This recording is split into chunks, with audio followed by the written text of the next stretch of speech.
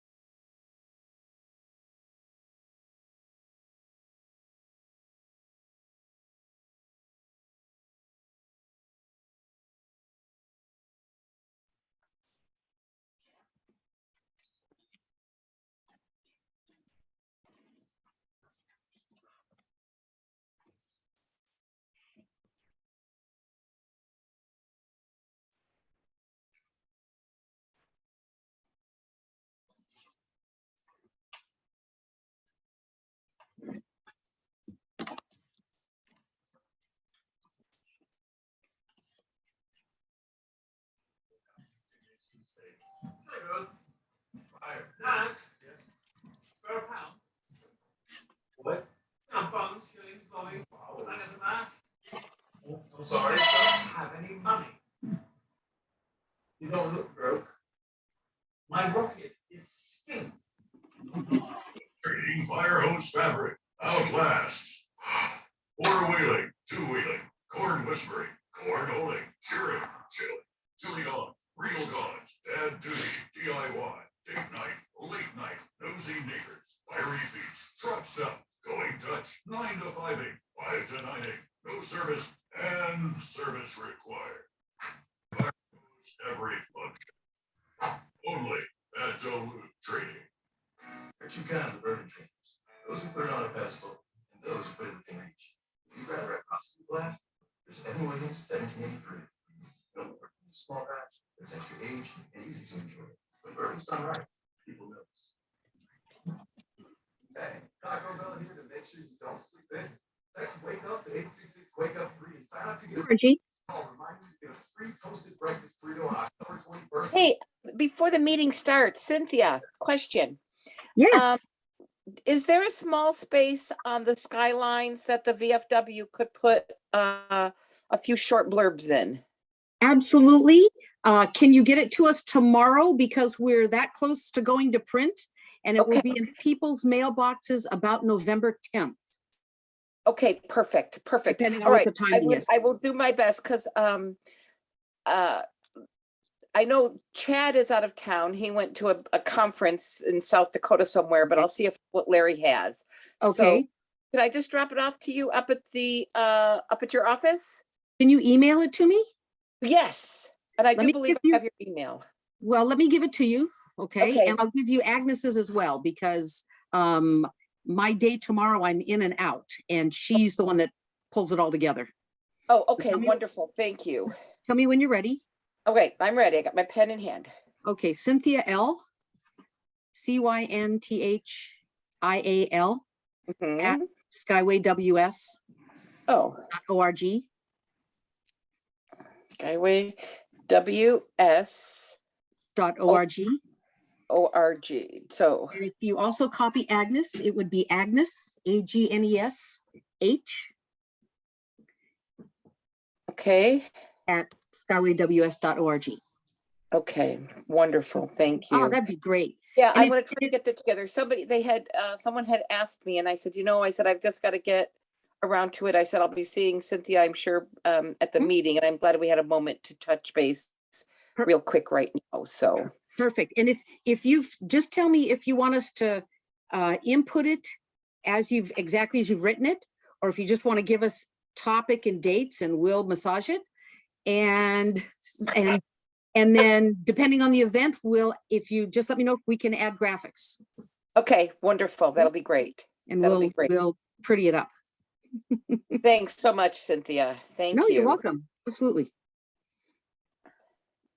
So how things been? I know I've kind of been out of the loop here for a while. We just, Well, oh, our lobby is back open. You know, Good. but our employees screen as they come into the office every day, and Right. masks are required in the lobby. We've got hand sanitizers, so we're managing, and I expect that's, you know, similar to what everybody else is doing. yeah, exactly. So, I see quite a few people are starting to check in, but I don't see their videos. That or my camera's not working right or something. no, I think people just haven't turned them on, and you know, that's okay. Yeah.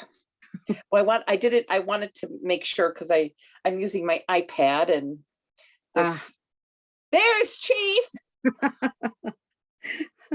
I'm here. I'm still getting prepared.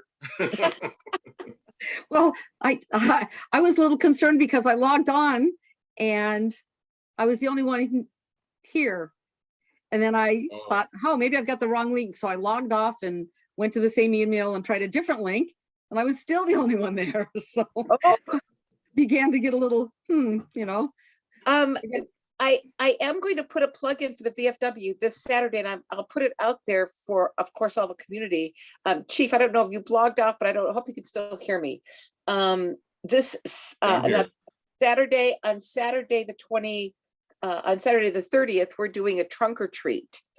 And so if any of the community members or other community organizations want to come and do a trunk or treat, kind of a tabling thing to hand out trick or treat on that Saturday afternoon on the 30th from 2 to 6 p.m. But I'm going to talk more about that. But I'm thinking, I don't know if Cynthia, if you guys wanted to do something or pass out water, or Chief, if you had some helmets you wanted to pass out, or if one of the guys want to, bring up or do their truck, just a couple of ideas. And the same thing for the sheriff. I don't know if they're here yet, but okay, thank you. You weren't in uniform. I'm sorry, Joe. Oh, your phone, what do you call it? It's on mute. Yeah, mute. I didn't wear the uniform, and I probably should have make myself more identifiable, but cognito, I guess.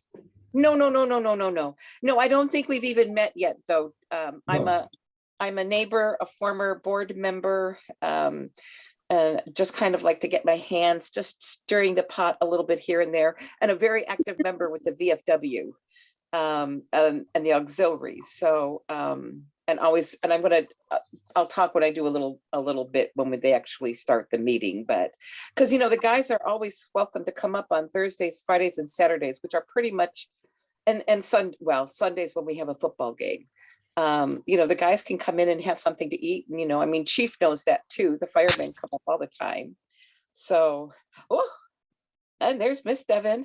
So we are live on Facebook right now. We're streaming to the world. So heads up, I am standing in for Jeremy tonight. So I'll do my darndest to try and keep the broadcast going. And let me know if anybody sees any problems on Facebook. I'll try to monitor comments. If anybody could help me monitor comments on Facebook, that would be really helpful. okay. I don't know how. So are we officially started then yet, Devon? Who's I don't our see- facilitator tonight? Is it Jeannie or Joey? I don't know. I don't see them on my screen. I can only see 9 people. Okay, it looks like we might be waiting for folks to come on board here.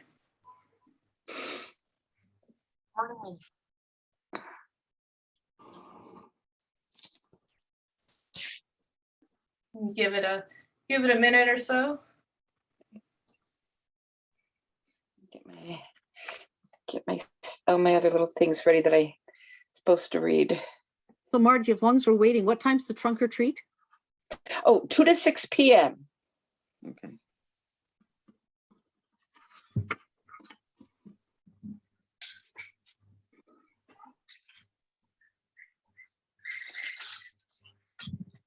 So, and then just have to, and if you want to reserve a spot for the trunk or treat, just go to the Facebook page, Yes, honey.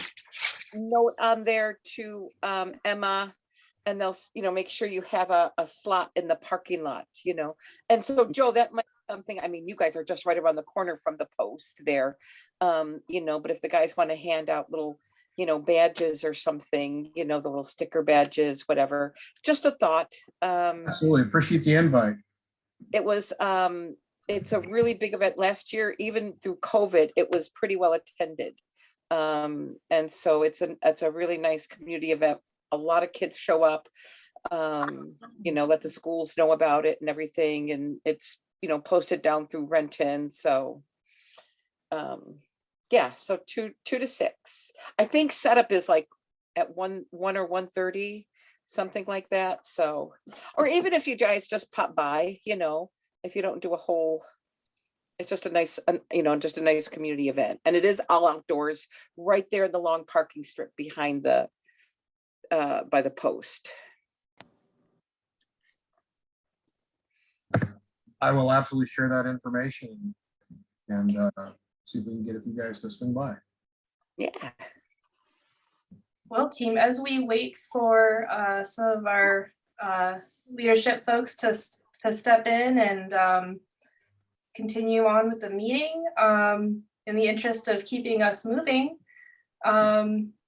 anybody opposed to calling this to order and moving forward? I'm happy to just read through the agenda if that's helpful.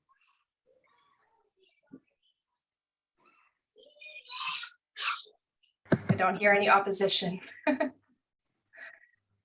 Okay, I'm seeing thumbs up. Awesome. I want to make sure we're being really respectful of folks' time tonight. I know nobody wants to be doing more meetings at 7 o'clock on a Tuesday. So thank you so much for attending. Welcome to the West Hill Community Association's Fall 2021 quarterly meeting. It's really great to see so many faces here tonight. Thank you to the folks who are joining us on the Facebook live stream. Really excited to be able to offer that to the community. West Hill Community Association is an all volunteer nonprofit 501c3 working with and for our community, creating more equitable, engaged, informed, and community. So we're always looking for more folks to join us and help out. And in that vision, you're going to be hearing later tonight about some more exciting expansion of that vision, a little foreshadowing. Folks on Facebook can find the agenda in the comments, and folks on Zoom, I'm going to paste that agenda one more time in the chat for folks that have just joined us. I'm going to move on to the very first point on that agenda, and I'd like to call up Julia, who I believe is there. There's Julia. Hi, everybody. Julia is here to give us a recognition of Indigenous Peoples Day that was on October 11th. Yes, hi everybody. Thank you for having me. So for the land acknowledgement, I actually was not able to get out and get some sage. In the Indigenous culture, sage is used to bring in, warn in positive energies. So unfortunately, I don't have my sage stick burning, but I would like to thank Kahdijah Jackson of the Urban Food Systems Pact for sharing their land acknowledgement. I see she's on the call here. You may find out more information on their website on Skyway, ufsp.org. Indigenous Peoples Day was recently, and I also want to thank my West Hill Community Association for letting me do this. In honor of the ancestors who went before us, I give thanks to my Mapuche ancestors for their resilience in overcoming wars and oppression in Chile. Thank you for being with me on my migration journey to Skyway, Washington, to remind all of us that we are on the unceded, occupied land of the Coast Salish people. We stand with our brothers and sisters of the Muckleshoot, Snoqualmie, Puyallup, Tulalip, and the Suquamish tribes and the Duwamish people, as they are the original stewards of this land since time immemorial and continue to steward this land today. We ground this discussion in this truth to consider when we are talking about who has access to land and the use of land within the aspects of social justice. We cannot talk about the Skyway West Hill urban system without recognizing that the history of how this system came to be is rooted in the displacement and dispossession of Native people from their ancestral land.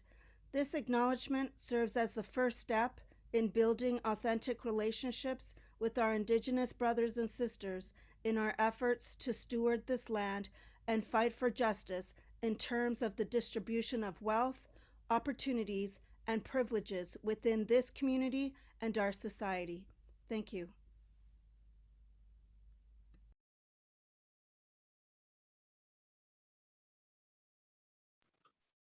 Thank you so much, Julia.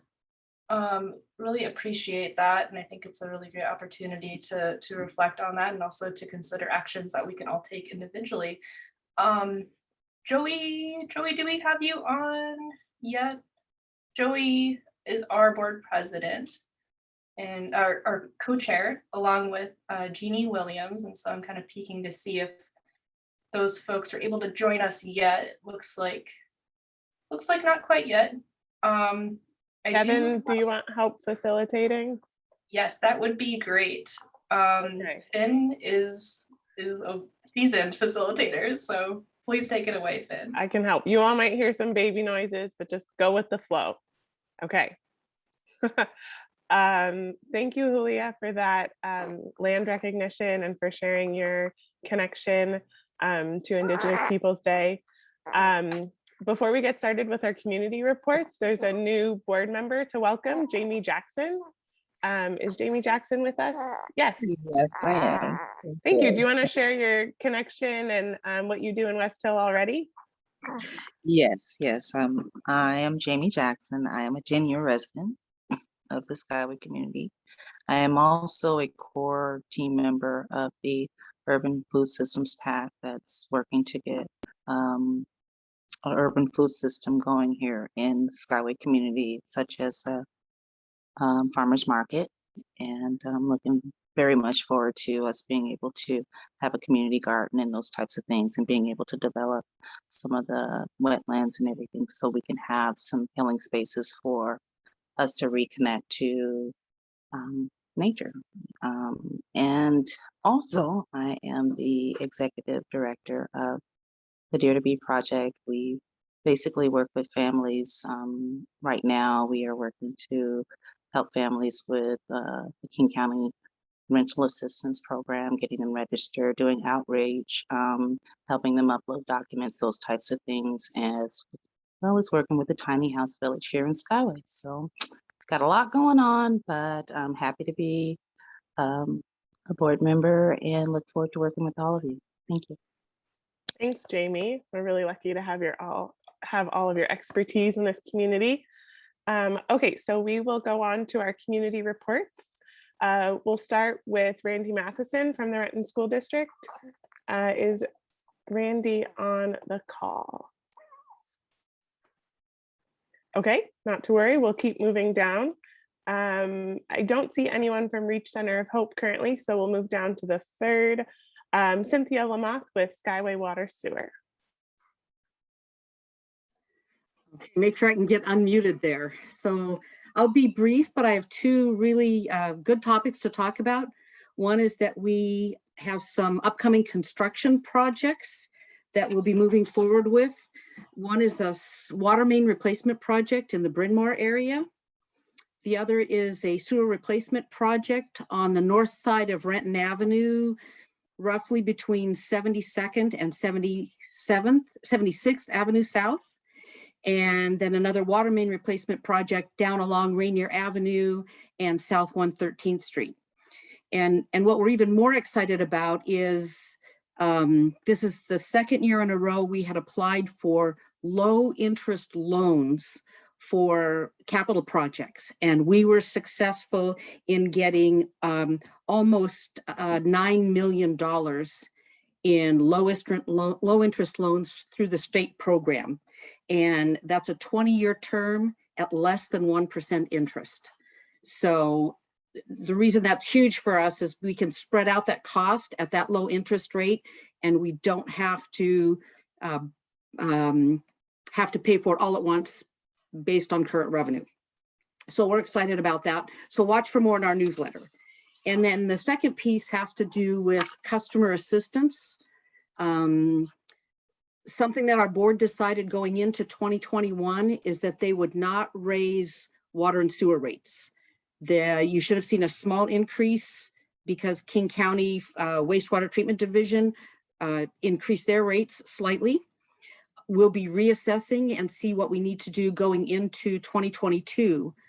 But our district, like many other water and sewer districts, terminated or suspended late fees, liens, and turnoffs during this whole year since March of 2020. The governor lifted the restriction on doing that. And because all of our revenue comes from customer rates and we can't forgive those charges, we've extended our program so that we won't charge late penalties until the 1st of January.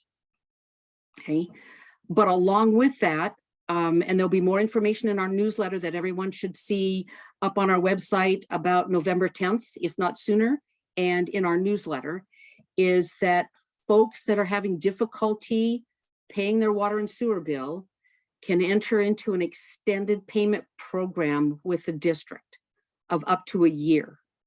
And I'm happy to answer questions. You know where to find me. There'll be information on our website and in our newsletter. So those are the two big things that I have for tonight. Thank you. Or I'll take questions. Any questions for Cynthia with Skyway Water Sewer?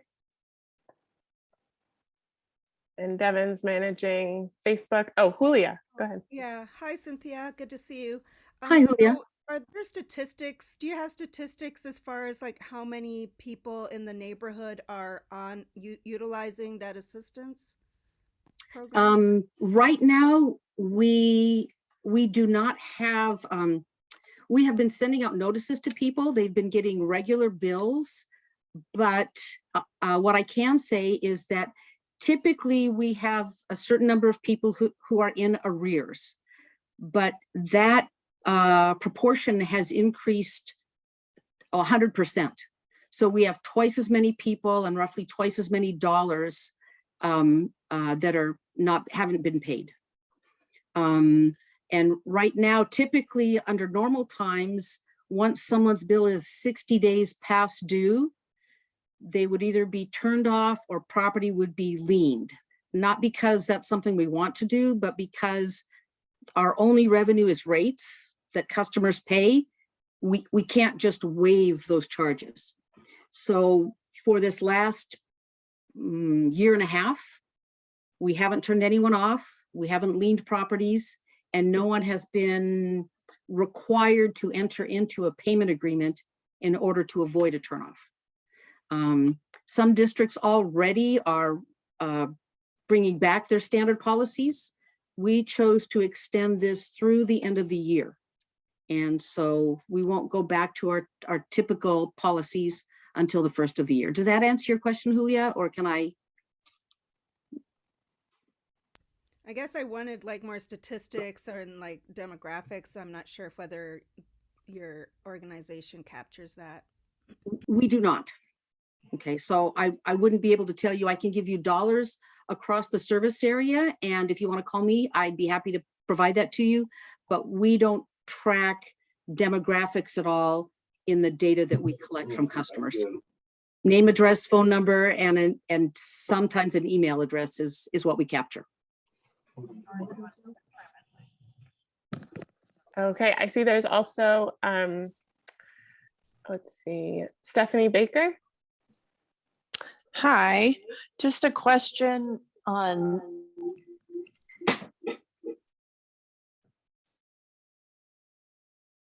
Stephanie, you're on mute. Hi, sorry. What is the timeline as far as getting Skyway Water on electronic processing for payments? We're looking at that. There is a cost involved to do that. And so up to this point in the 8 years that I've been with the district, there's been limited interest from our customers. We have tracked calls, and I'd say we're up to about a dozen people that have expressed an interest. We'll be doing an upgrade of our billing system because it's so old, it's not going to be supported after another year.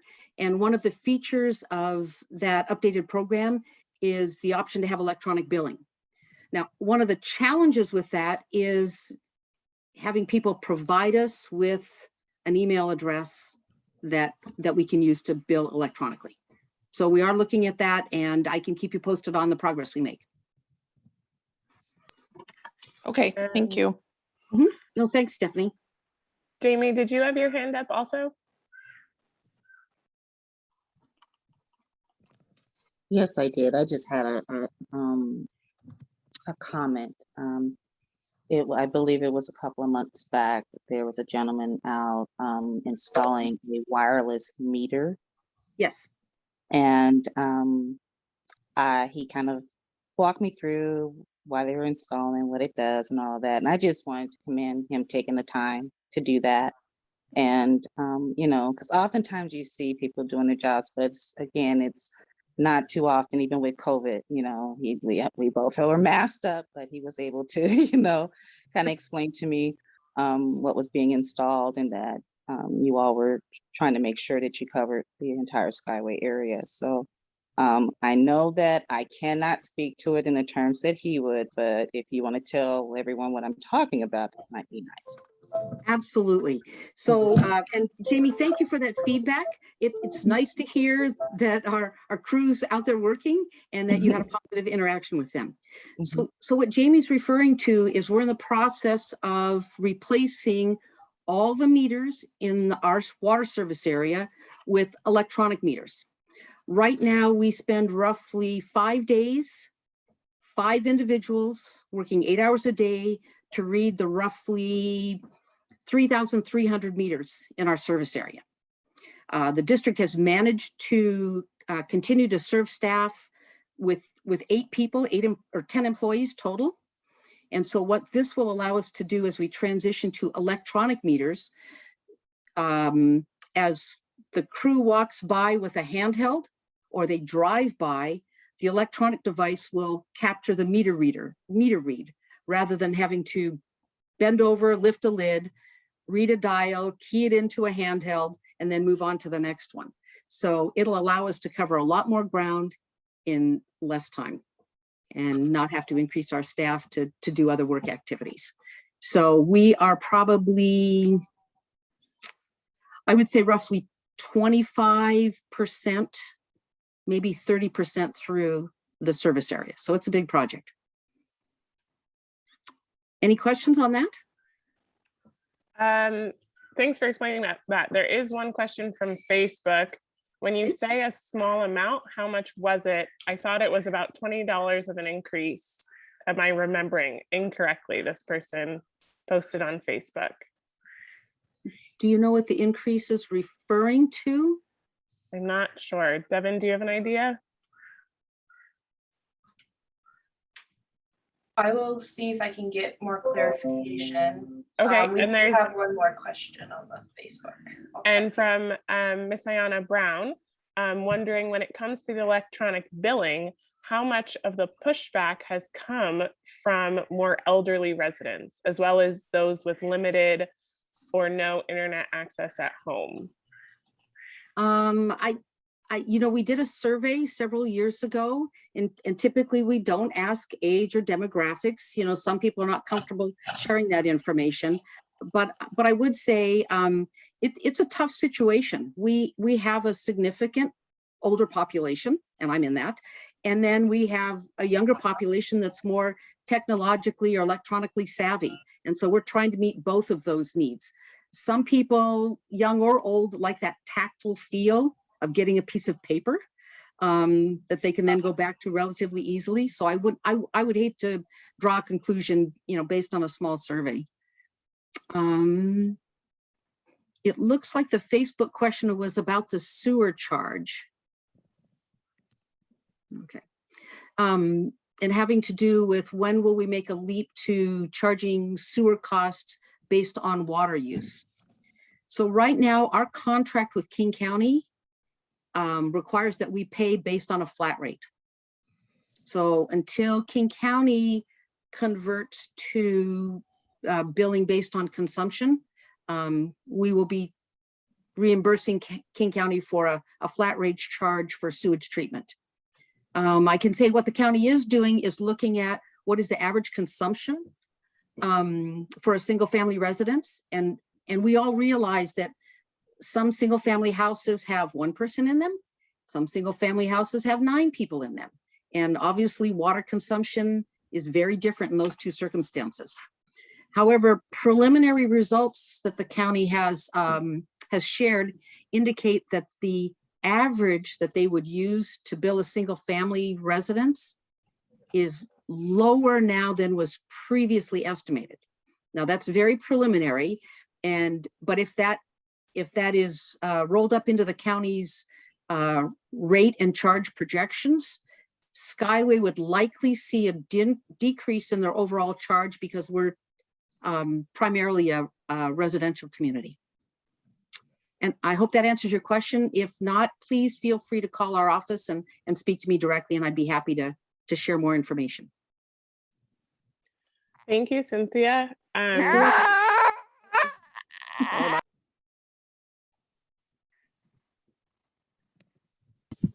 Sounds like we have a baby that'd like to ask a question, right?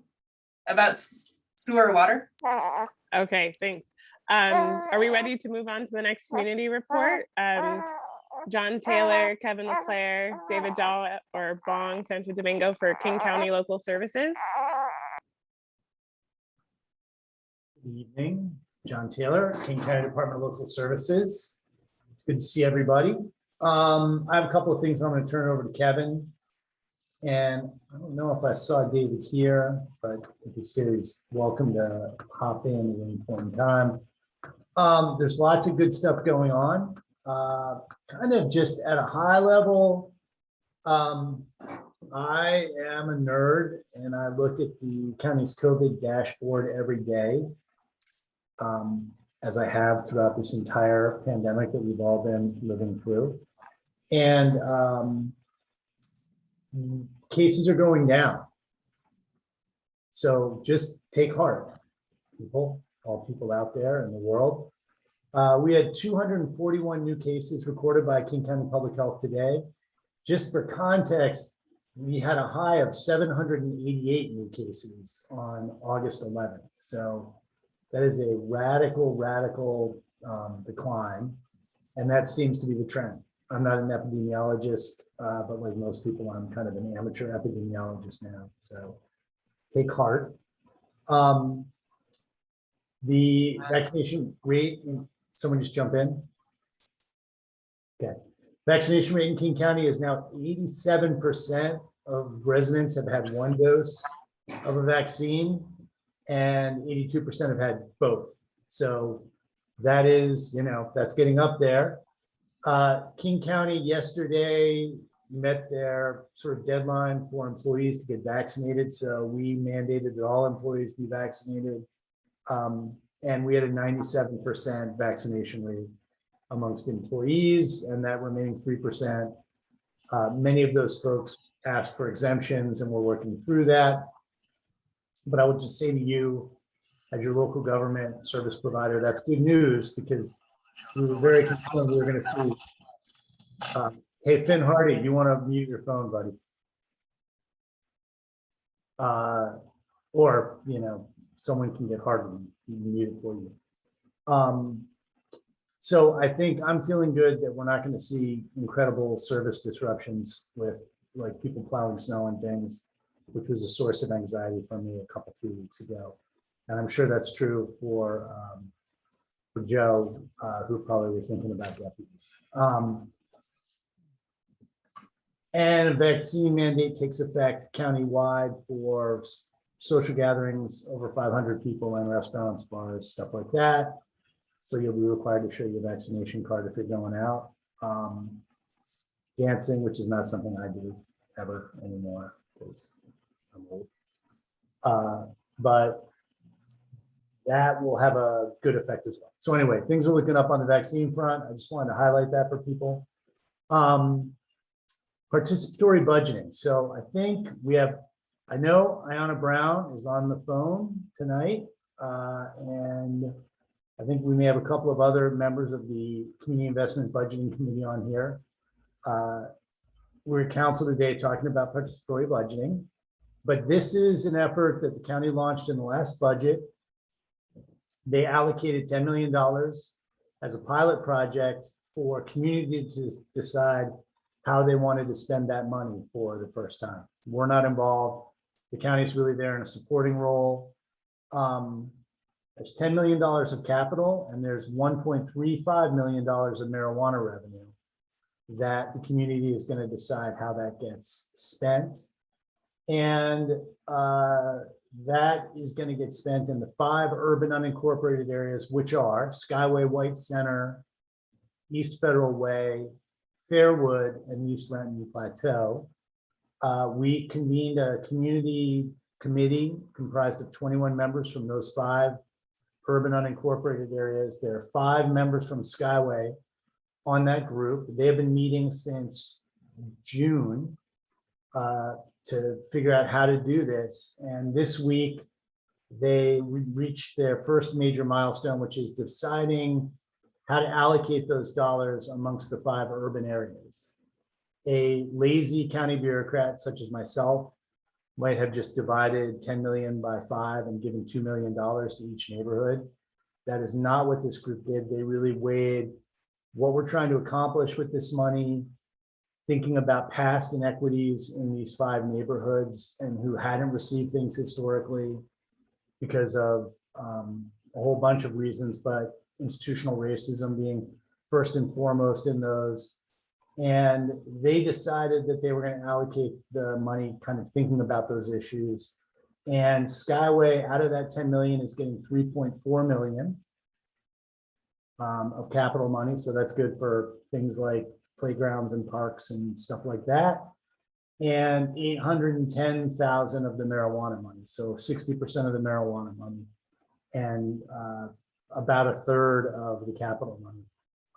So just want to really commend the work of that group. They've done amazing work. They were at council today, kind of speaking truth to power and telling the council to give them their money, which I appreciated watching because I didn't have to do it. We will begin the process of helping them get out in the community and ask the community in Skyway how they want to spend that $3.4 million and where they would like to see it go. And then we'll kind of help move that down the field. But just this is a completely community-driven process, and I want to thank everybody from Skyway who's been involved. It's been amazing. We are making headway on a Skyway Community Center, long-standing need in Skyway. We've hired a project manager, Malcolm Lee. He is a longtime resident of Skyway. He now lives in Kent, but he moved last year. So deep roots in Skyway. He is busy refreshing all of the past studies that have been done on community centers and kind of looking at those with fresh eyes. And we've been meeting with Councilmember Zahalai and a group of community leaders who are very interested in the Skyway Bowl as a potential site. And we're having an appraisal done on that parcel. So that is everything that is going on that isn't sub-area planning. And for sub-area planning, I'm going to turn it over to Kevin LeClaire. Thanks, John. Yeah, so I'll try and keep this brief as well. So I'll just kind of give an overview. The Skyway West Hill sub-area plan, as many of you know, is a 20-year plan for the neighborhood that expresses the community's vision for the future and establishes policies to help achieve that vision. And it's also accompanied by a series of what are called map amendments. It's partly comprehensive plan, land use nations, and part zoning or rezones that help to try and achieve the community's vision for the future. The public comment period has been open since September 30th. And as of now, it will be open until October 28th. So basically a little, about 9 days away. But we have heard from some community members and organizations that they would like more time. So right now we are evaluating that request, and we'll be letting folks know soon what we decide to do. But we've heard that feedback, and we're looking at it, see what we can do. That said, though, we have gotten some good amount of feedback on the online survey that is up at www.publicinput.com/Skyway, and I'll put a link in the chat when I'm done here. To date, there have been over 500 page views. 35 community members have participated with 751 responses and 21 comments posted. And if you visit the site, you can actually see what other people are posting as far as their comments go. We've also received 7 email comments that have come in, and I'll put the email address in the chat as well. I also want to let folks know that there are hard copies of the public review draft at the Skyway Library. You can go up there and check it out if you don't want to pull it up online, but we do have copies online that you can download and just read on your screen. And then finally, I'll let you know that the Skyway Community Voices Project is partnering with the RIS Partnership to host a virtual information session on Tuesday, October 26th at 5:30 p.m. And I'll put a registration link in the chat as well when we're done. So just want to encourage folks to check it out and share your voice so that we can hear from as many people, and then we can get as much comment as we can, and then revise it and give it to the council at the end of the year. So thanks. Hey, Kevin. Yeah. Thank you. I heart you for all the work you've been doing on this. And I realize that Malcolm Lee is here, so I apologize for that. Hey, Malcolm, would you mind throwing your camera on for 1 second and just introducing yourself to folks so they can put a face with a name? Because you're probably absolutely. Malcolm. Yeah, sorry everyone. I have really poor lighting in my little office space here, but it sets the mood right. But hey, my name is Malcolm Lee, and I am the new Skyway West Hill Community Center Project Manager. And I am glad to be here today. Sorry I had to come late. Had to do some things down in Sumner, but I'm here now. And John, thank you for the introduction. But like John said, I've basically been getting my feet wet with the review up to this point and doing what I can to kind of establish a good foundation for working ahead now. And it's been great meeting everyone that I've met thus far. And my special shout out to Miss Ayanna Brown. She was one of the people on my panel, but I have been a part of the community in Skyway for so long, and hearing her story just really was heartfelt. So I'm really appreciative to have her in this space right now as well. But yeah, thank you for the introduction, and please reach out to me with any questions you have regarding Skyway's Community Center updates, and I'll be sure to get the answers to you as soon as possible. All right, thank you, King County Local Services, John, Kevin, and Malcolm. Nice to meet you, Malcolm. Thank you for helping to bring good things to Skyway. Okay, I'm going to turn it over to Jeannie Williams, our co-president, and she can go forward with taking any questions for King County Local Services before we move on to the next item for community reports. So go ahead, Jeannie. I see Micah's got a hand up. Thank you, Fed. Yeah, go ahead, Micah. Hi there. Thanks, Local Services, for the presentation. Sorry, I'm unable to put my video on. I had a question about the sub-area planning process and specifically the development community, and more specifically the for-profit development community's involvement in the feedback process. And I wanted to ask a couple questions if I could. One, we've seen that there is feedback being given by for-profit developers. Obviously, everyone has a right to give feedback. And I was curious, one, if you have a sense yet, the proportion or the weight, you know, as in the whole population of comments, if you know if for-profit development has been really, really involved in the opinion there. And then generally, even if you don't know that yet, because you haven't done the analysis yet, I was curious how you would answer to a community person like myself and others who are wary of for-profit development and the idea that they may not have things like anti-displacement and, you know, combating systemic inequities at heart. How do you handle that? Well, I guess I'll just say that we are kind of monitoring what comments have come in, and the online survey does not require that you leave an email address or identify yourself. So I guess we don't know necessarily who is leaving comments, but although some folks have, and so you can see their email and their name, or at least their name come up, so you can tell who they are. The idea is that it's the community's plan. So more than anything, we want to hear from community members, and we really want to encourage as many community members as possible to really participate and really honestly try and overwhelm us with the amount of comments that come in. That would be ideal, because then we would really know what the common sentiment is. And so that would, in terms of weight, we want to hear as many comments as possible. But we've been doing this for a number of years, and we kind of have, I think, a pretty good idea of what the community is looking for. And if something came in that was clearly not what we're hearing from the community at large, it would be, I'd say, a little more out of place than if it were the common sentiment. So again, I think I just encourage folks to really, you know, take a look at it, comment, encourage your neighbors to look at it and comment, and that way we'll know we're hearing from the community. Yeah, Micah, let me just kind of add a little bit to that, which is I would say that the preponderance of outreach and the preponderance of engagement has been with community, not with the development community.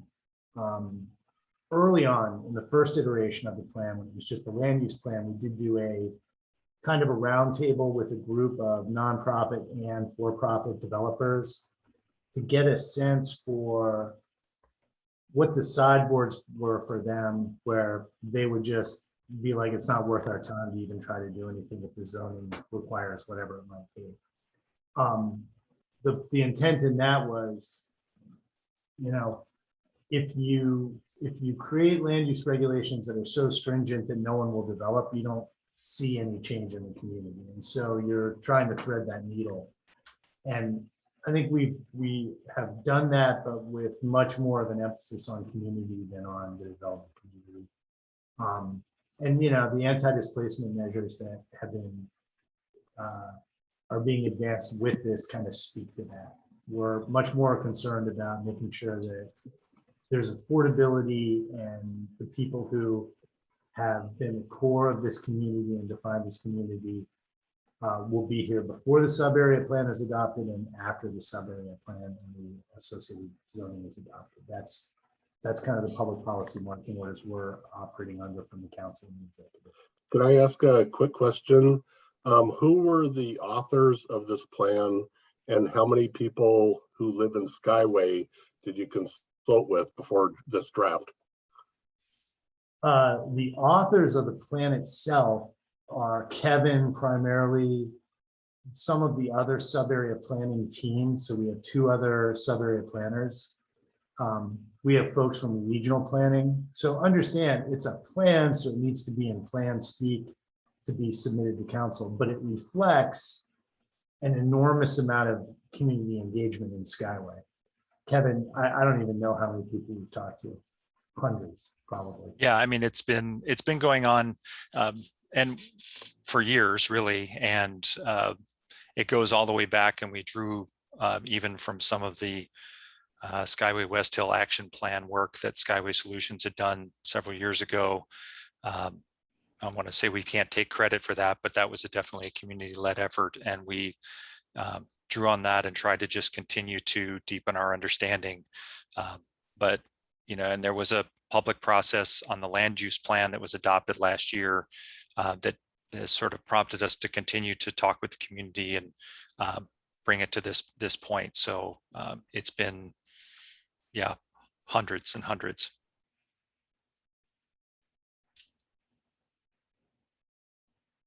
Other questions before you bid us adieu and move on to the next?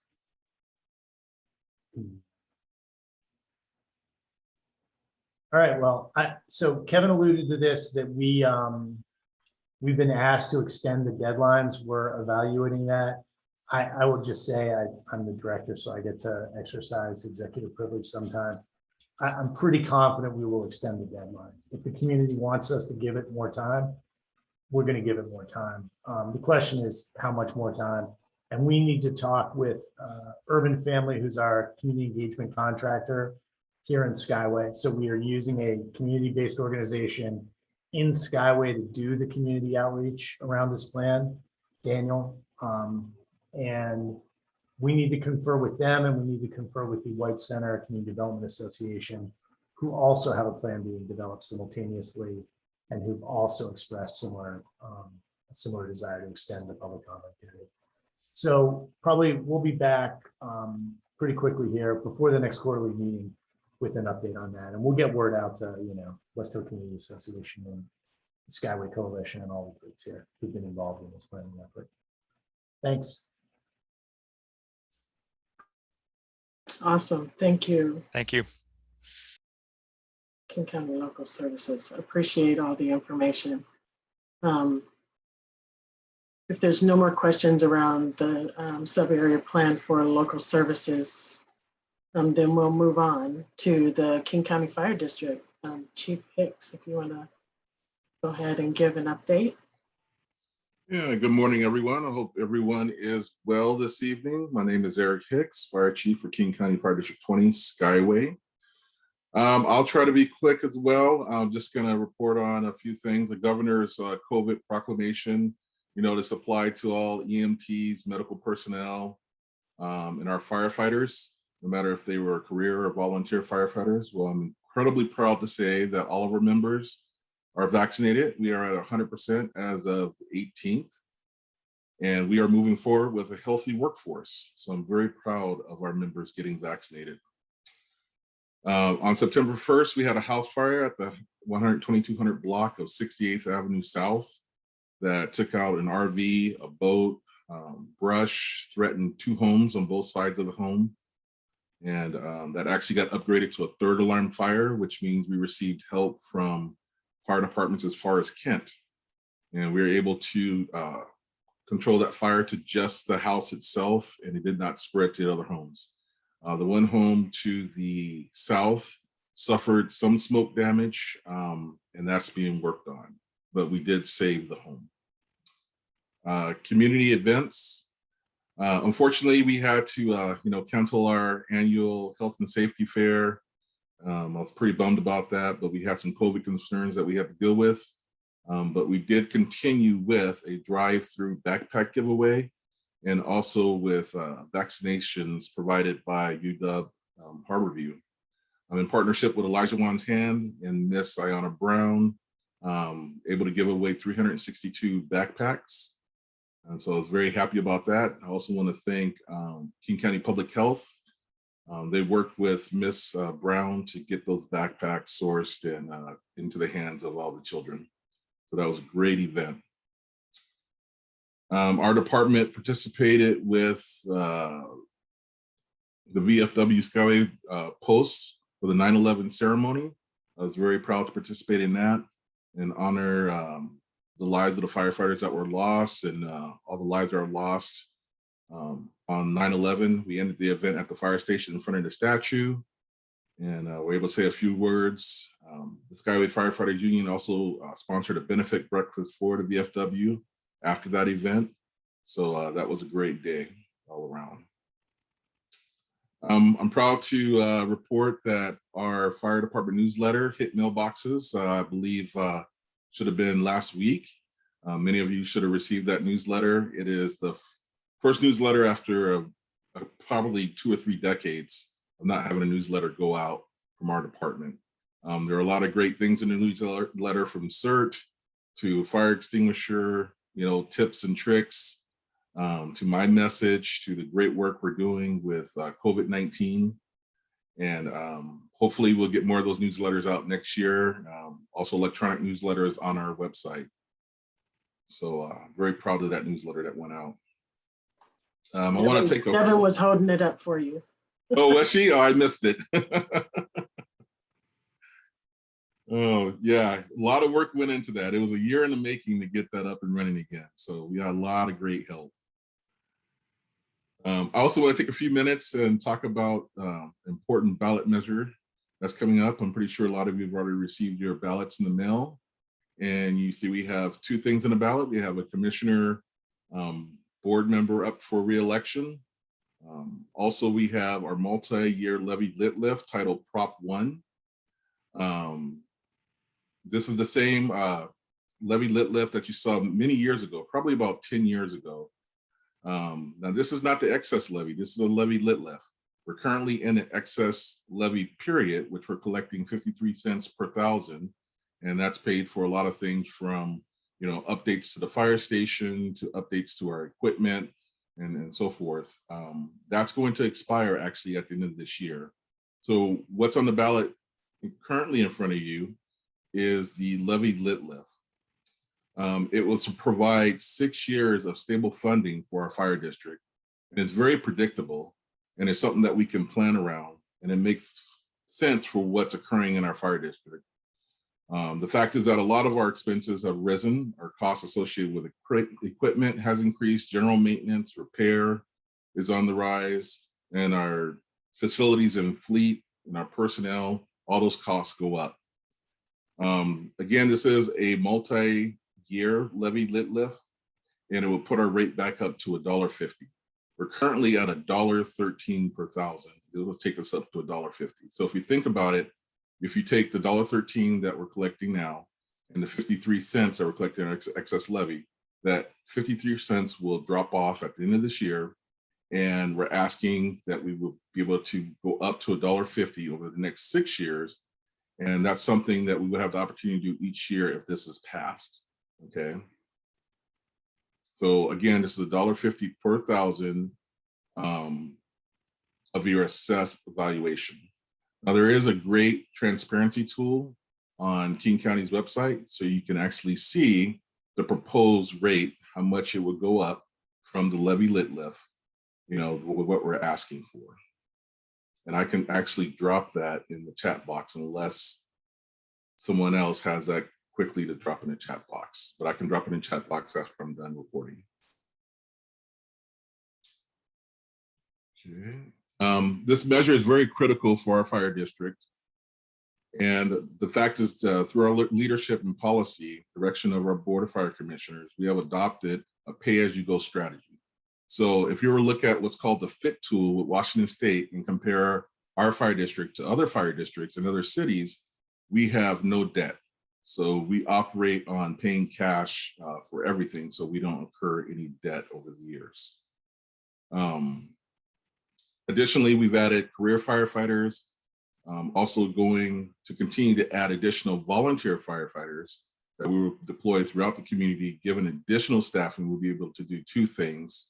One is we'll be able to add our aid unit during the daytime, because we do have our aid unit in service at night with volunteers most of the time, but we want to get that aid unit staffed during the day as well. So you remember, if the fire truck's on an aid call, we are getting help from units from outside of our district, from Tukwila or Renton. We want to be able to capture those back-to-back calls that come in when one unit's out of service. So we want to be able to increase our unit reliability with our fire engine for those more critical fire calls, car accidents, and those more critical calls.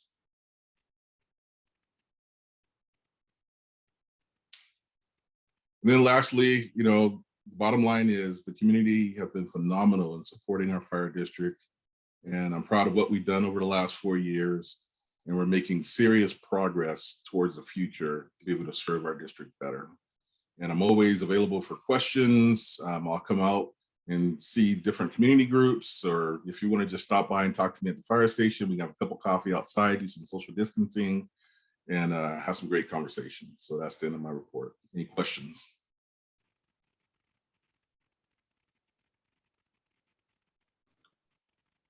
How do people contact you, Chief? I beg your pardon? How do people contact you if they'd like to set up a coffee date? You know, I'm always about just stopping by the station. You can call our office. Again, I can throw the phone number in the chat box there. Hi, I have a quick question. I'm sorry, go ahead. Hi, Chief Hicks. So I did see the newsletter. It looked fabulous. I saw I didn't have a chance to read it like word for word, but I did see an image in there about a person with a fire extinguisher in their home. And I have two of them, and the one in the kitchen is really hard to pull out. Is there a resource or a video that you recommend that could show me how to do it quickly?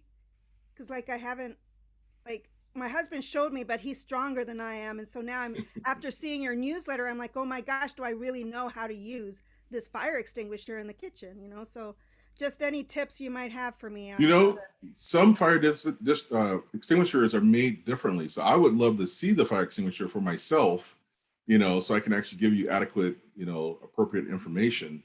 So I would say if you could come up to the fire district, to the office, and let us take a look at it, you know, then I can comment on the fire extinguisher and give you some information. You know, because also to give me an opportunity to inspect the fire extinguisher to make sure that it's still in compliance. All right, great, thank you. You're welcome.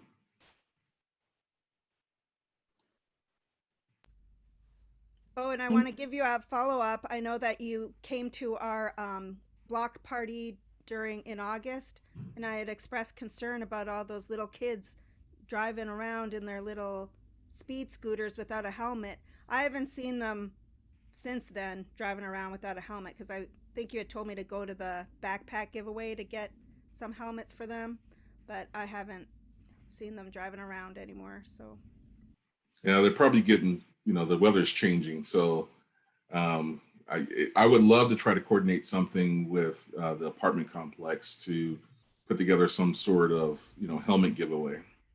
that's a good idea. That'd be really nice, because I know they live in that apartment complex there. Awesome. Thank you, Chief Hicks. You're welcome. Thank you. Thank you, everyone, for your support. Okay. Oh, one more plug to put in. Get out and vote. Get out and vote. Get out and vote. Okay. Are there any more questions? Nope. Okay. Okay. Next on my list is the King County Sheriff's Office. Good evening, everybody. I'm Joe Hodgson. I've just recently been installed as the major down at Precinct 4, which serves the Skyway area. This is my 4th time around at Precinct 4 over the course of my career. I've served there at pretty much every level, including as a new deputy way back when, and actually managed to serve the Skyway community for about a year in that capacity. But I've since then drifted all around the department, and now I'm back again, and it's certainly a pleasure to be back at Precinct 4. I need to apologize. The lighting and possibly the sound might not be too good. I arrived here tonight and found out that my computer has crashed, and so I had to go to the backup system, and that's why things aren't quite what they could be. So if you're having any trouble hearing me, I apologize for that, using the tinny microphone. No, we can hear you. Great.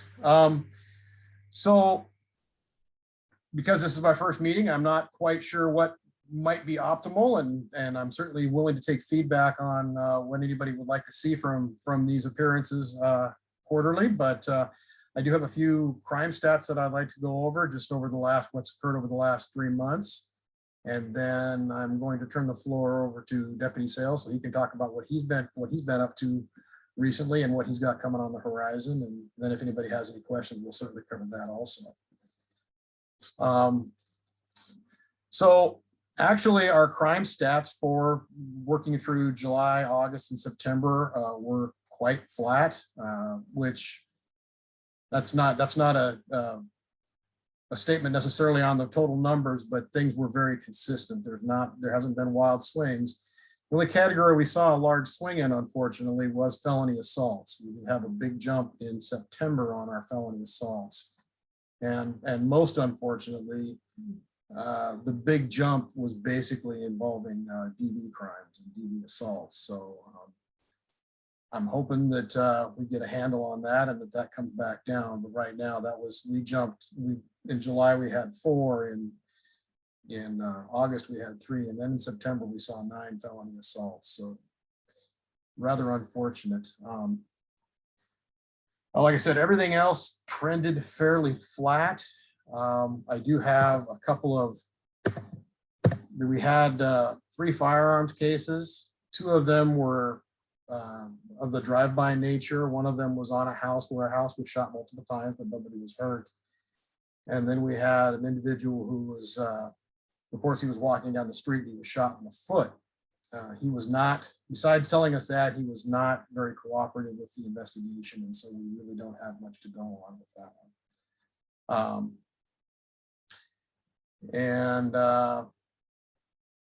I think that's about all with the crime stats for the last 3 months.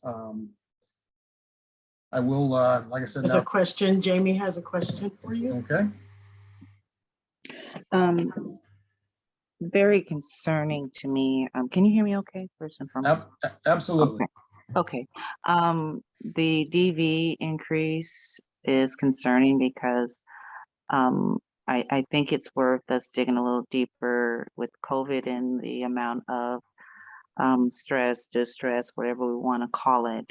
We are seeing, I believe there's been some challenges also with CPS type challenges with, child abuse or what have you, kind of creeping up too. But it'd be nice for our community to coordinate or connect with public health to see, this increase here. Is it just more than us? And is this pointing to a bigger problem? Because it's, again, that's just very concerning, DV creeping up, especially with this being a time where we're in close proximity and under the same roof working and what have you. Some kids still going to school online, some kids struggling with school. We just have a lot of different family dynamics going on right now. And I think it'd be worth us just, going a little deeper into that. And again, I sensed your concern, and I'm just as concerned as well. Yeah, that's a key observation regarding the COVID situation and actually the month it occurred in. There are a lot of changes that come in September, and I assume that puts probably a little more stress than some of the other months, and that may very well be a contributor. I think it does deserve evaluation. I'm hopeful that it's an oddity and not a trend, and we'll certainly be watching the trends as they continue, both in Skyway and elsewhere, and see if we're seeing similar patterns, and like I said, seeing if they continue. I see another question from Troy. Hi, good evening. I know you were talking about trends and domestic violence, what have you. How about houses getting broken into? Have you seen an uptick in that? Because recently my house got broken into, and the sheriff that was assisting us stated that there's been a trend going on. He's been seeing an uptick in house burglaries. Well, I can give you the numbers for the last 3 months. I can only rely on these. I have, like I said, I landed in precinct 4 last month, so I haven't been tracking this for. Our crime analysis people put together our stats, and we had 6 residential burglaries in July, 6 residential burglaries in August, and then it went down to 4 in September. So that's our trend line, at least on the short term. I haven't had a chance to look at what the last year or so has produced, so I couldn't really answer that question. But right now it seems fairly flat fairly consistent with fairly consistent numbers over those 3-month period. Like I said, I'd have to look deeper into the past year before I could give you a very good answer on the question of what's going on. The deputies are usually pretty tuned in, so if there's something that the deputy's seeing, then there might be something to that, but I don't know what information they're working on. So. That's understood. That's understood.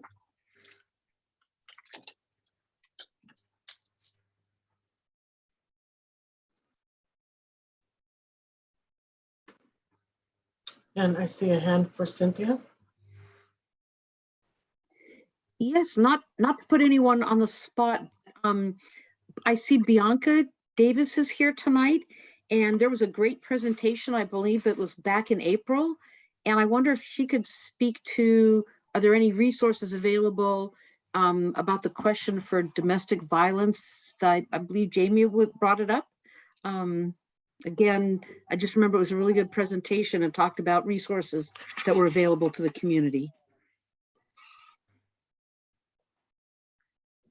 Yes, I'm Bianca Davis Lovelace. I'm the executive director of Reach Renton. Coming on a little late because I didn't have the link. So, but as far as domestic violence, that is not necessarily my particular field of choice. We're centered more around homelessness. So we do serve women and children who have been through DV before. So we have had folks, I'm driving too, so if it sounds a little crazy, please forgive me. But we have served folks who have endured DV, domestic violence. So as far as with resources, we provide shelter. We do work with mental health services. In particular, in the past, it has been Valley Cities. We try to get them in not only into our shelter, but we also try to eventually get them into housing. So those are some of the ways in which we provide resources for those who have endured DV. So that's where I can speak from as a homeless shelter provider and how we are able to serve those who are impacted by domestic violence.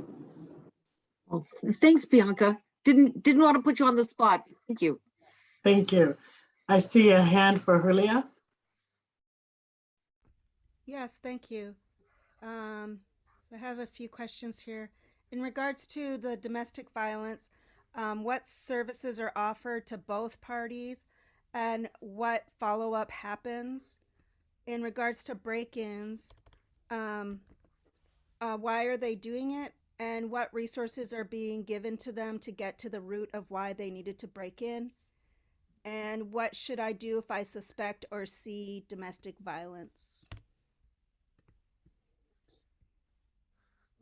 So there are a number of services provided to the victims of domestic violence. Those are provided through court advocates and the prosecutor's office, typically. We have a resource sheet that is handed to all victims so they are able to locate resources that are most appropriate for them at the time. I think for the most part, and I'm not an expert in this, but I think for the most part, any resources that are offered to perpetrators of domestic violence typically come after the court process is played out and referrals to various services and court requirements for possible treatment for alcoholism or issues like that that might be contributing factors are typically what happens with those. Regarding the burglaries, I'm sorry, I need you to restate the question on the burglaries because I can't remember all of what you asked. Okay, sure. So why are they doing it and what resources are being given to them to get to the root of why they needed to break in? Well, again, I think that I don't know that there's any one answer to why burglaries are being committed. It is certainly not uncommon for us to arrest burglary suspects who have various chemical dependencies that are contributing to why they're doing it. Again, that is something that comes around by the time we get to the court process, that maybe that is where they're referred rather than being sent to jail. They are sent to some sort of program that will assist them with their dependency issues.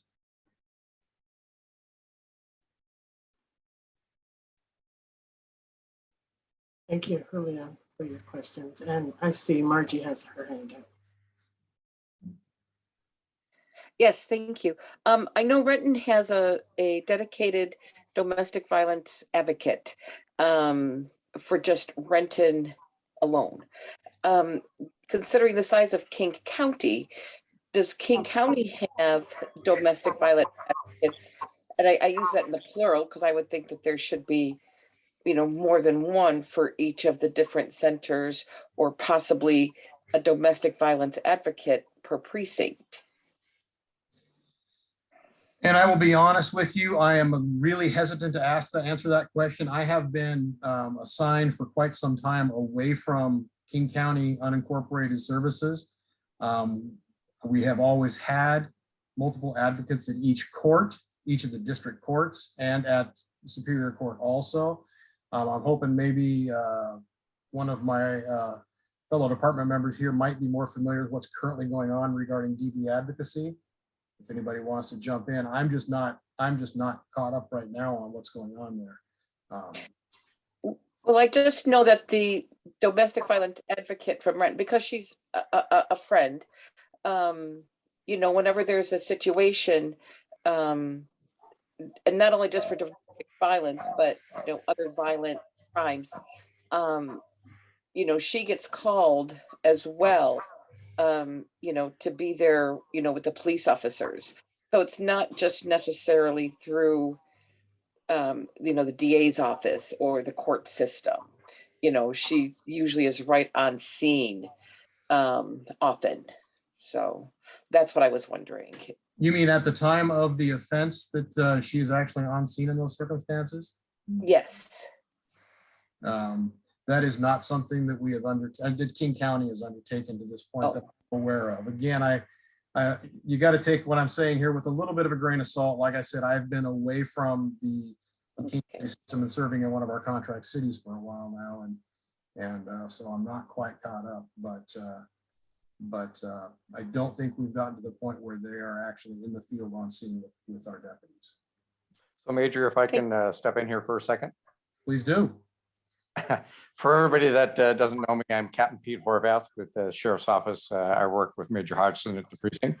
I've worked with Major Hodgson for several years through our careers, so we've crossed paths several times. To answer your question a little better, the King County Sheriff's Office for unincorporated King County has a domestic violence investigation unit that follows up on all felony domestic violence cases, as well as reviewing all misdemeanor domestic violence cases to make sure that all the I's have been dotted, all the T's have been crossed, and that the case has been fully investigated before being routed off to the prosecutor's office. These detectives also work hand in hand with our unincorporated domestic violence advocates, of which there are several, but I'm not certain how many, but I do know it's more than one for all of unincorporated. And they're generally split up by area. So the Southwest precinct would have one, unincorporated Southeast precinct would likely have one. The North precinct, which is north of I-90, would have one advocate, or possibly more. So I hope that helps a little bit. Yes, thank you. Thank you. I just wanted to add that Reach does work. I know who you're talking about for Renton, for the city of Renton. We do work with her. We've had to call her several times throughout our time with the city of Renton, but we still have access to her, and she's willing to help whenever a situation comes up. So that she's definitely a really good resource. Awesome. Thank you so much for all the domestic violence questions. And welcome, Major Hodgson. Well, thank you very much. Welcome to Skyway. Thank you very much. Welcome back to Skyway. Yes, welcome back. It's been a little while, but if there aren't any more questions for me, I would like to allow Deputy Sales to talk a little bit about what he's got on the horizon, if that's okay. Good evening, everybody. I'm Deputy Sales. I am the Skyway Storefront Deputy. I know a few of you here in the chat from the Block Watch meetings, from the National Night Out, and just from stopping by the storefront. I'll be very brief because it is crunch time. I'm looking at the time now. I've had 4 Block Watch meetings, one in the beginning of the month, well, 2 in the beginning of the month and 2 the week after. So 4 in total, early afternoon and evening. Those block watch meetings just simply addressed common concerns as far as break-ins, crime stats, things that the major kind of addressed earlier, as well as some community-based things that I have going on as far as coat drive that me and Manny will be putting together. Miss Ayana Brown, we will get with you as well, because we would love for you to be a part of that as well as anybody else in the West Hill community. We are still continuing the Skyway walks. Obviously, the weather is getting a little yucky, so won't be much walking, but I will be making sure that I am present at least one day during the weekend and a couple hours during the week after my normal shift. Outside of that, I have also built a pretty good rapport with Deputy Cookie. That's what she goes by. Her name is Deputy Bolden. She works with SPD. I attended the local youth and law forum that was held on October 9th. And essentially it was the King County judges, lawyers, police officers from multiple departments talking to the youth, giving very helpful advice, and also very, very good intellectual conversations that needed to be had, especially in today's society. So that's pretty much all I have. Me and Manny will be kind of reaching out to you all in regards to the coat drive. Oh, also, we are starting back up vacation checks and house checks. I know that has been a thing that kind of disappeared over time. Luckily for me, some of the block watch captains were able to get me the form, as well as my counterpart, my community resource officer, Scott Dungan. He's been very helpful as well. Just, we want to kind of get that rolling again, just because we have additional officers like myself and Scott Dungan who can dedicate hours during the weekend or late nights possibly to do security checks and house checks. And essentially what that is, to make a long story short, vacation checks are exactly what they sound like. There's a form, very simple, date, times, when you'll be gone, if anybody will be at the home, and that gets submitted to myself or Scott Dungan, and we kind of split that task up, or even amongst other deputies, and we kind of just make sure we kind of drive by the home and things like that, make sure everything's secure, locked, and safe. As far as the house checks or security checks, that is just simply making sure that you have proper locks, proper lighting, cameras if you don't have them, and just giving suggestions as far as safety. As I believe Troy was a gentleman earlier, he stated that there seems to be an uptick of break-ins, and the holidays are approaching, weather is getting a little yucky. So naturally people are going to try to get into places that are warm or have some type of value so they can buy things to stay warm or to stay afloat financially. And as another young lady stated earlier, COVID does have a lot to do with that as far as the domestic violence goes. COVID has a lot to do with people being cooped up in the house, crime rates going up, people being a little bit in distress, lack of resources, funding, things of that sort. So I'm glad that Skyway is getting more funding, more attention. And lastly, I think I lost my, Block Watch. I talked to Jeannie about that.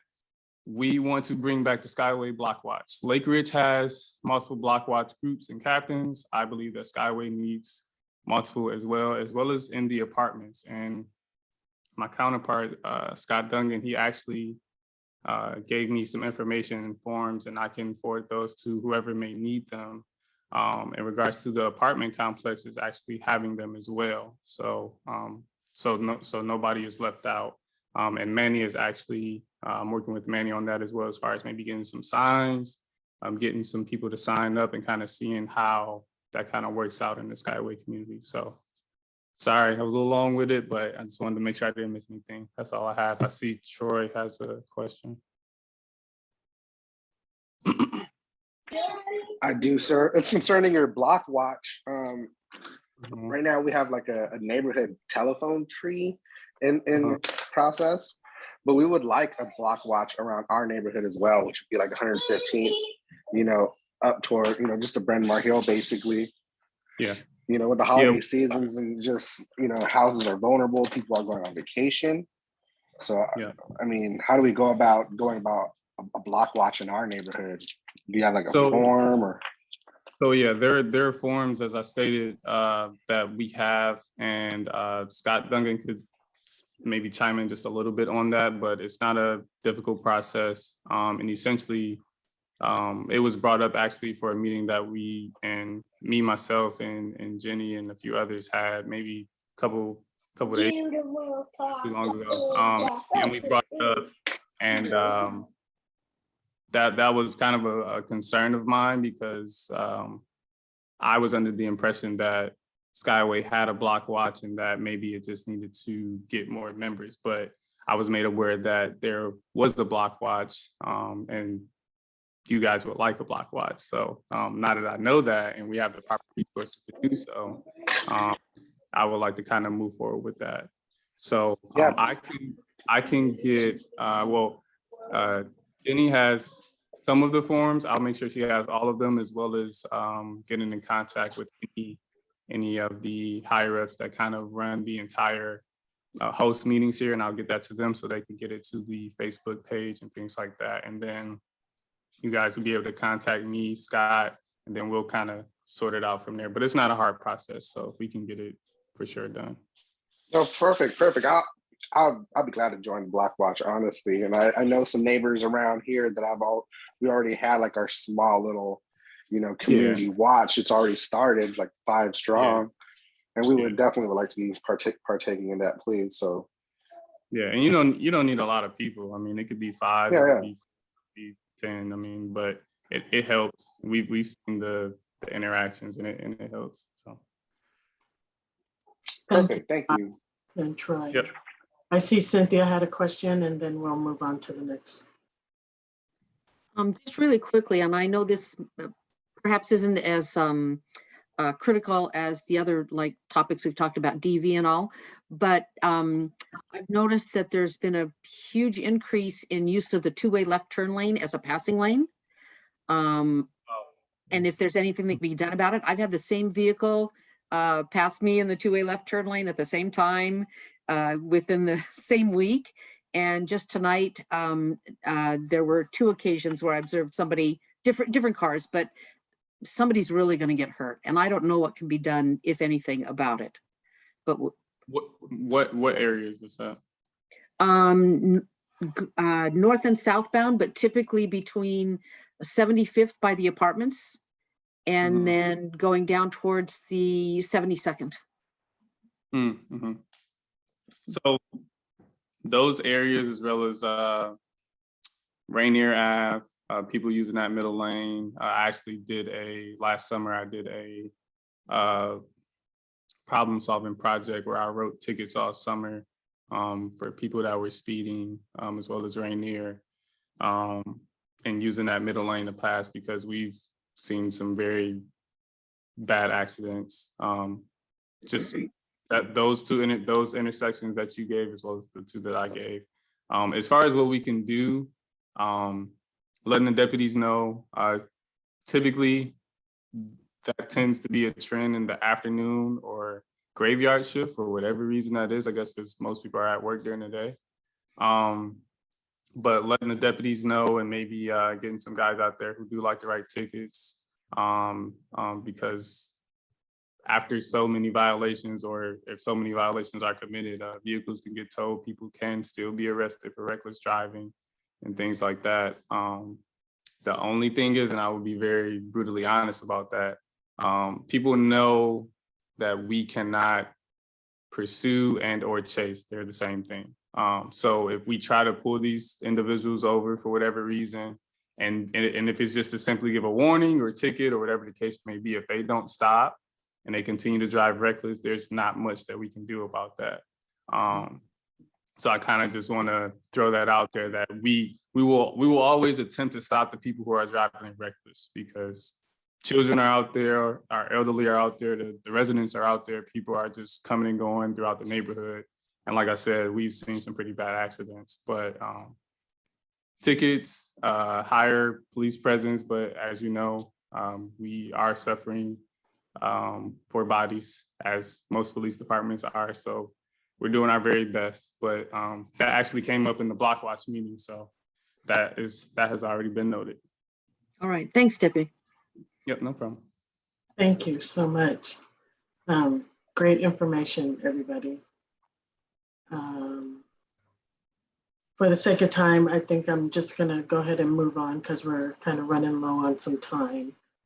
I don't see, I know that Ryan was gonna come on and give us an update on the Envision Resource Center, kind of what's going on there. Don't see Ryan though. Okay, so next on my list then is going to be Kahdijah Jackson about King County Metro new van program.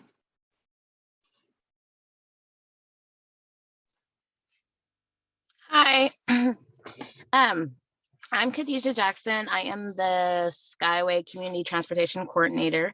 Sorry for my lighting as well. I'm in the process of transferring back home. Just a background about me. I'm from the Skyway area. I grew up in the neighborhood, and now I have the opportunity of working for King County Department of Local Services, who has also partnered with Metro to bring Skyway Community Van to the community. And I am excited to share with you that this van program will have 3 vans available to the community. I'm sorry, I did have a PowerPoint to share, but I will go without that. And so I'm just gonna switch my screen so I can have some bullet points. I can share. Okay, thank you. Please, Janie, I don't have my laptop. I would appreciate that.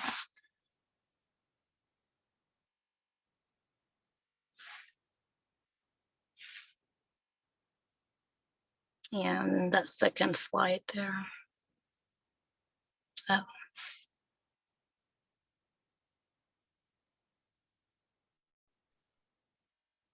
Sorry, it made me sign in. Sorry, and it's only 3 slides. I could have just winged it. It just helps me to have these bullet points. My brain just is everywhere at the end of the night here. Next slide, please. There we go. So community van service. This service will be providing group trips to popular destinations that is identified by the community. It will be driven by a volunteer that I am asking for anybody who was interested in volunteering to please reach out to me. There is a criteria list that you would need to meet in order to be approved. But once screened, that'll be more beneficial to the program, that I have these core drivers that'll be able to plug in for those trips. And then the trips are promoted through a website that I don't have the link right now. It's still being created on the back end. Riders will go to that website to look at the trips that are available for them, that they can already join, or they can request a new trip. They will be picked up at their stops that they list on the location pickup, and then pay a small fare. That fare is the same as the Metro bus fare. So $2.75 for adults and $1.50 for kids. On those, out of the 3 vans, one of them will be accessible for a van, for wheelchairs. And then the next slide. This slide is just about me, me being the community transportation coordinator. I am recruiting for volunteer drivers. I promote trips to get people on board, and I also maintain the van maintenance, as well as sharing other transportation services that are in the area. That small box down there is my contact information, which is also my direct work cell number, so I can receive texts or calls, and I'll get back to you as soon as I can. And then next slide. Here is just a list of other jurisdictions that the community van is already in. And then we are also coming to Tukwila and Redmond soon. And then below is Melissa Allen. She's my program manager. And that was on there from a previous presentation as well. And that is the end of my slides there. Sorry I rushed through that. I know we're short for time, but I wanted to share what I could do. Are there any questions out there? Sounds good. I don't think I I've seen, see, okay. I see Julia has a question. Yes, hi, thank you for that. I'm a little disappointed to see that King County Metro is not investing in our community and expecting us to come up with volunteers to drive the van. I would hope that, King County Metro would look into investing and paying for someone to provide driving services. Definitely, I will be sure to notate that. And I do have a bi-weekly meeting coming up this week, which we all the CTCs meet together, and I'll be sure to share that feedback and see what happens from there. Any other questions or statements, concerns? All righty, I think that'll be it. Thank you all. Well, thank you, Kahdijah. Appreciate you giving us the information. And next on my list is actually Julia for Washington Equity Now. So do you have information for us? Yes, thank you. I see that there are several people on here that probably are not familiar with Washington Equity Now, so I'm going to put our website link into the chat and also give you an update. We actually have been working very closely with Councilmember Girmay Zahalai's office and him. He actually put forth a motion to the King County Council. I'm just trying to find it here, that is going to be put forth in the meeting, the committee of the whole, tomorrow morning at 9:30, and they're holding a public hearing on this. So very excited. Ouch, where is it? Here, I'm putting it in the chat, the actual motion. And what it is that we're looking at, this motion is involving restoring race and gender conscious affirmative action practices in King County. And Washington Equity Now, I've been working, the steering committee has been working with the governor's office to urge him to actually follow Washington State Supreme Court decision that was actually done in 2003.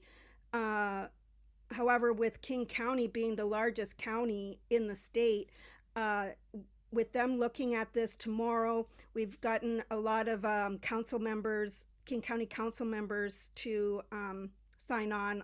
Up the Grove, Janie Cole Wells are additional co-sponsors of this motion.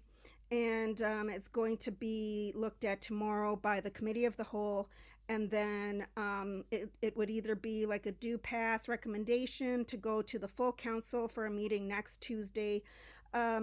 Just to give you an idea, I-200, which I think it's like close to 25 years ago when that was passed through, it really affected affirmative action.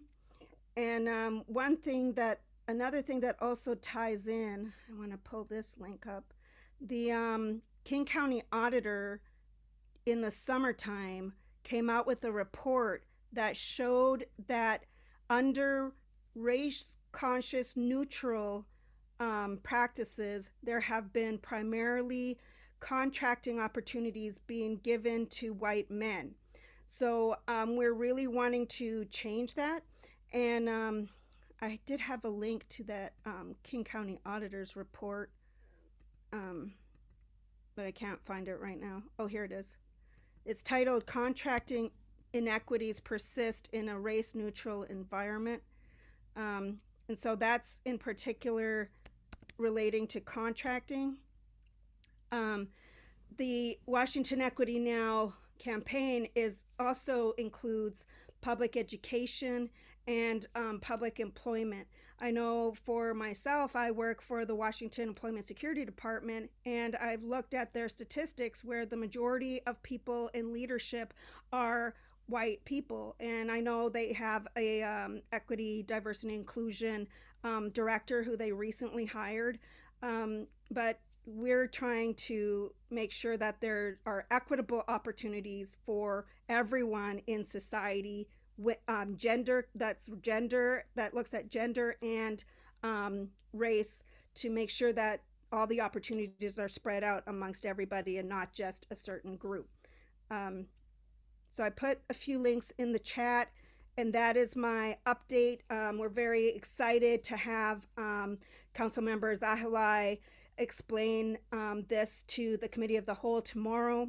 And then once they make a recommendation, hopefully it'll go to the full committee, the full council on Tuesday. I did also work with Seattle Council Member Lorena Gonzalez's office for her to spearhead a letter signed by all Seattle City Council members in support of this. And this hopefully will really bring opportunities for residents in Skyway to get more contracting jobs, more seats at public universities, and more public jobs. So feel free to look at our website and sign up to support us in any way you can. Thank you for your time. Thank you, Julia, and appreciate all the information. She's put some links in the chat that you can go and look at. Next on my list, I have Miss Ayana Brown with Elijah's Hands. Good evening, everybody. Thank you for having me. I would like, let me pull up my talking points, and I won't be before you long because I know our time is well spent. I would like to start out by giving my heartfelt gratitude about the backpack giveaway. I'd like to thank Chief Hicks and King County Fire District 20, Seattle King County Health Department, and King County Sheriff's Deputy Scott Duncan for making the giveaway the success that it was.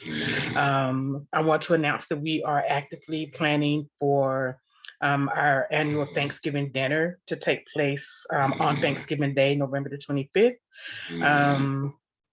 It is tentatively slated to be at Tally High School within the Renton School District.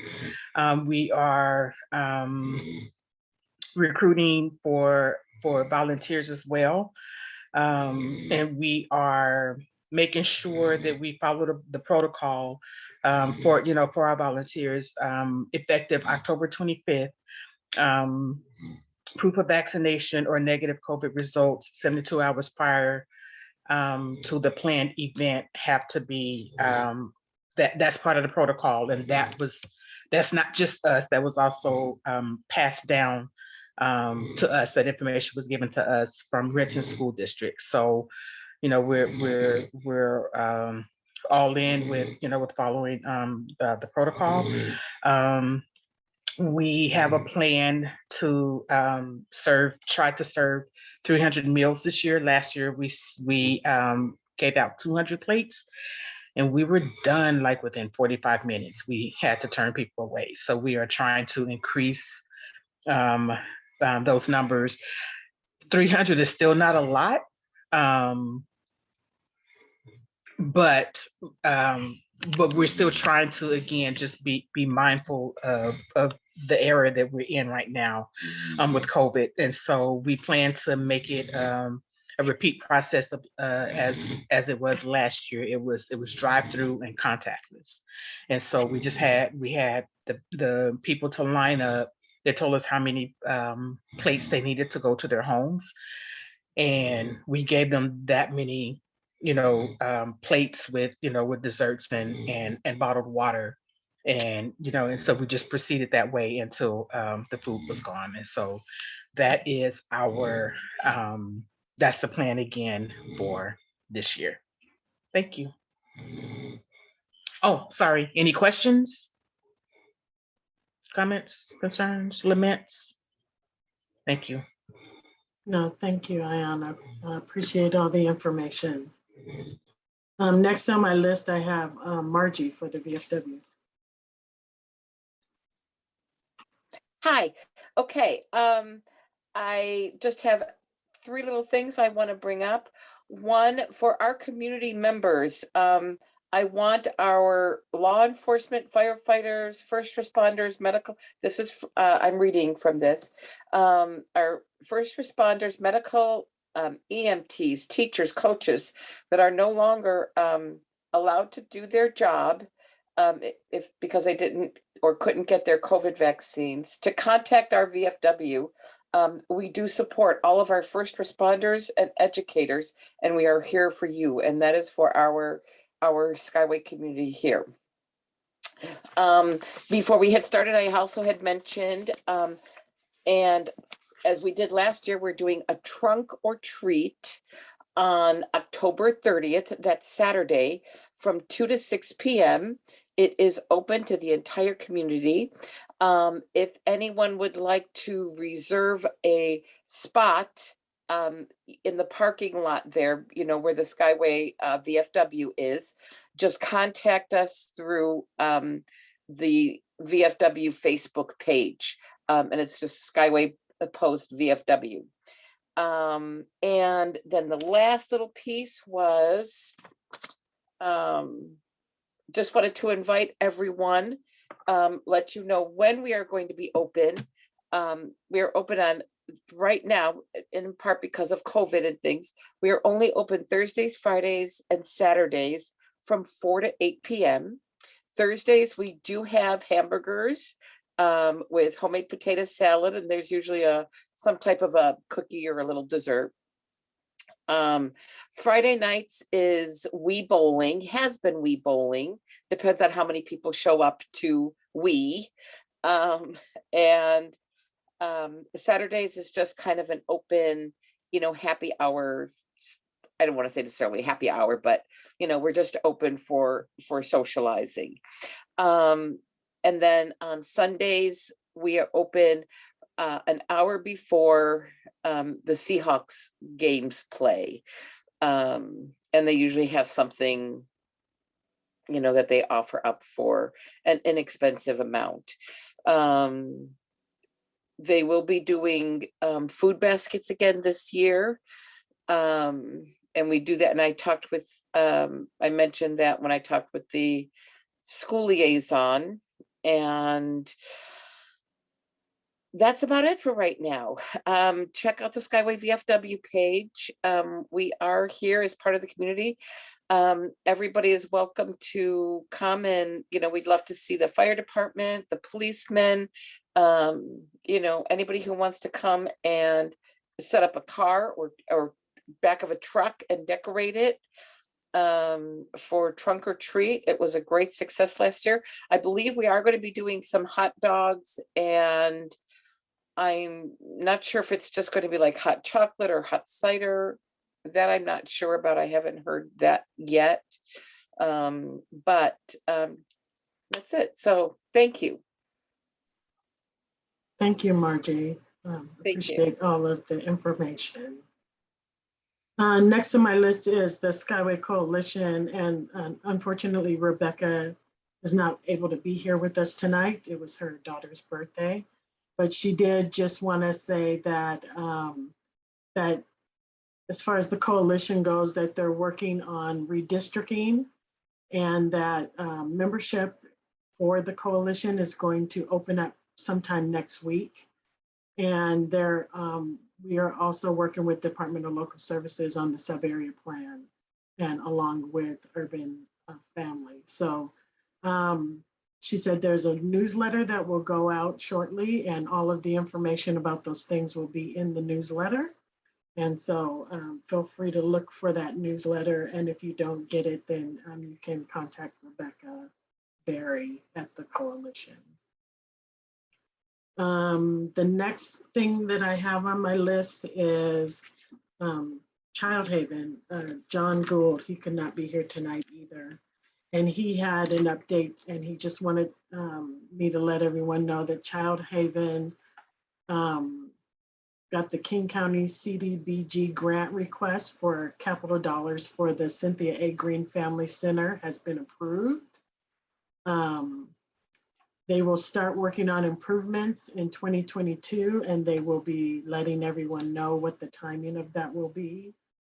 Some of the projects that they're going to be working on are some safety upgrades of exterior lighting, emergency exit lighting, concrete steps, some upgrades of the parking lot, and repaving and striping. And then some exterior things of new signage, fencing, landscaping, gardening outdoor, and then some painting that they're going to be doing for Child Haven. So all of that is really good things because they got their grant. So that was some good news also. So are there any other community reports that anybody had to give that that we missed tonight? Hi, Jeannie. I'd just like to add a couple things. Manny Apostle here, King County Sheriff's Office. I'm your community engagement specialist. Can you hear me? Yep, we can hear you. So anyway, I'm always looking for ways to serve the community here. I grew up in Bryn Mawr, and this community has a special place in my heart, and Jeannie, you know that. So please reach out. I'm going to leave my email address in the chat. I would love to receive suggestions and ideas to work with our community. As Deputy Stork Sales had mentioned, we do have a community-driven coat drive that's in progress, and I will keep you abreast of that situation. Currently, right now, I'm working with the King County Prosecuting Attorney's Office on their newly formed hate crimes outreach team. So if anyone is interested in a presentation, whether in person or online, again, I'll put my email in the chat box. Prior to this meeting, I had a nice conversation with Devin about any type of further community engagement projects. And I'm really excited to see what we can do as a community and, you know, see what we can achieve. So again, I will put my email address in here. Please feel free to email me. So. Thank you, Manny. And I think you have all your information in there for anybody to get in touch with you for all of the programs that you and Josh talked about. So if there's no more community reports, then Miss Ayana. I'm sorry, I just realized that I made a typo. I put my contact information.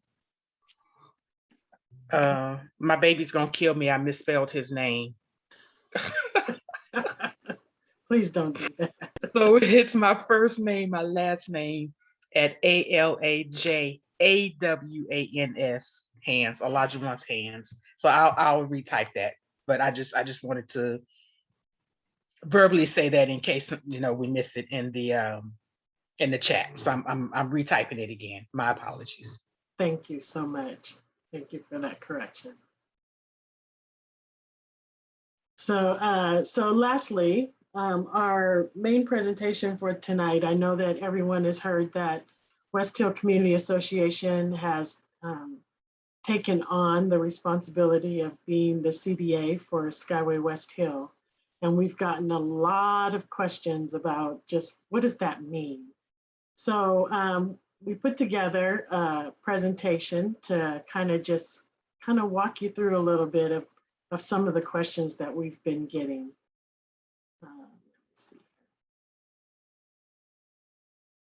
Can everyone see my screen? Okay. So what exactly is a community development association?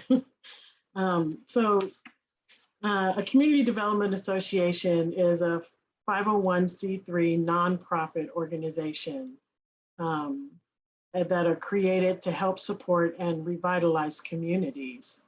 They work along with their grassroots organization partners, and typically they deal with affordable housing and community development stewardship. They can also be involved in a wide range of community services that meet local needs of the community, such as education, social services, job training, healthcare, commercial development, and just a plethora of other social programs on behalf of the community. And so why is it important for Skyway West Hill to have a CDA? So in 2019, the community worked to form the Skyway Coalition that we have today. And the coalition, along with the community, then advocated for funding to initiate the process to secure a community center, resource center, an outdoor preschool, along with some affordable housing, and looking for ways to begin to build our economic development here on the Hill. In 2020, Skyway West Hill community was actually awarded seed funding for some of these initiatives. And the coalition recognized the importance of the need to have a conduit to steward and eventually own these projects, as well as the future community ventures on behalf of the community. Some of the community development functions that a CDA usually takes on is they do community building, they do planning and advocacy, they help sustain the neighborhood by partnering with the residents, local stakeholders, and local government. Partnering and making key community planning decisions. And they stay, by staying engaged to help carry out and advocate any plans that the community is trying to undertake. Another way that they, Community Development Association works is they have economic development, they help develop housing, physical amenities, and necessities to the neighborhood by using an equitable development approach that reflects neighborhood priorities. They often focus on things like housing development or housing repair or rehab, business district or commercial corridor development, business and or entrepreneur development, vacant land reclaiming, open space development, stopping environmental damage and cleanup, recreational space development, and a bunch of other physical revitalization things for the community. They also support nurturing strong, self-sufficient, successful residents and local entrepreneurs by helping to develop the capabilities and individual residents and entrepreneurs, especially for young people, and to help them realize their full potential.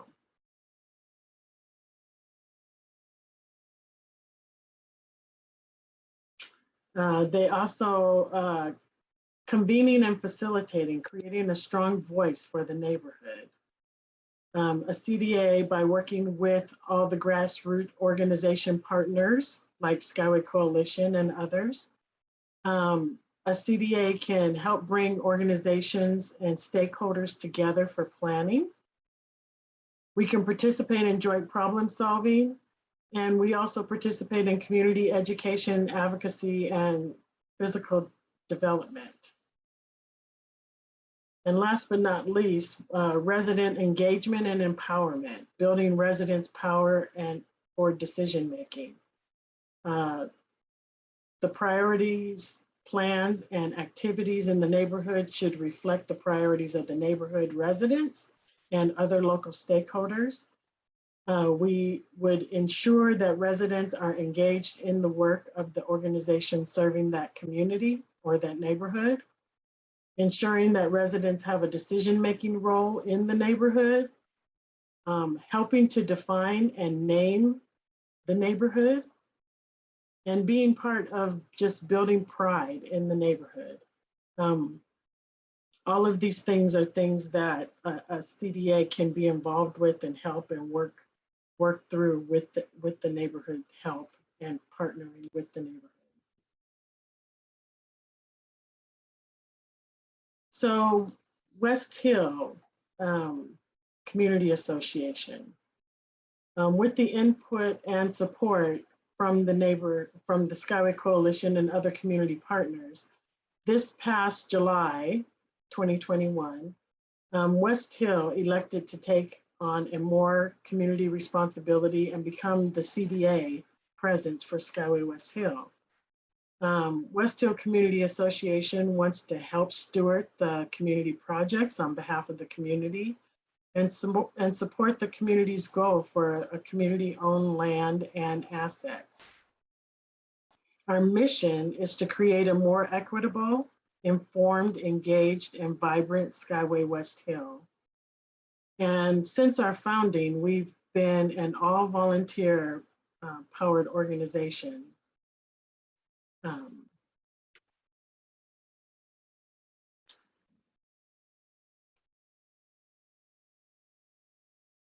One thing that we want to do is we want to,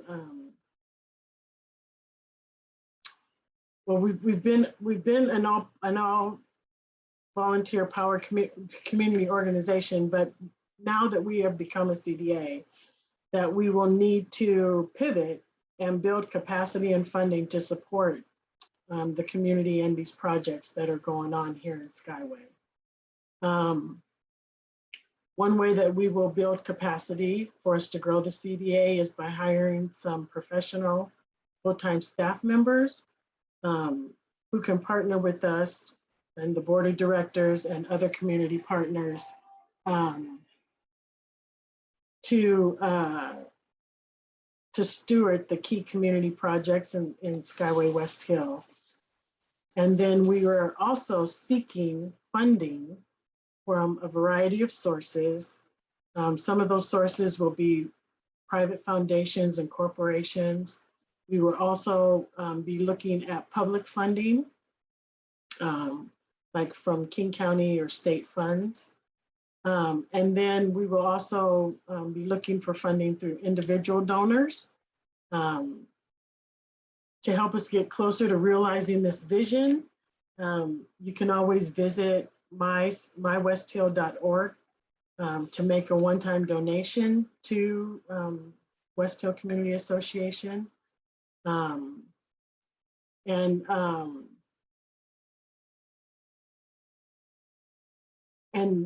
we also have monthly supporters that also support us. And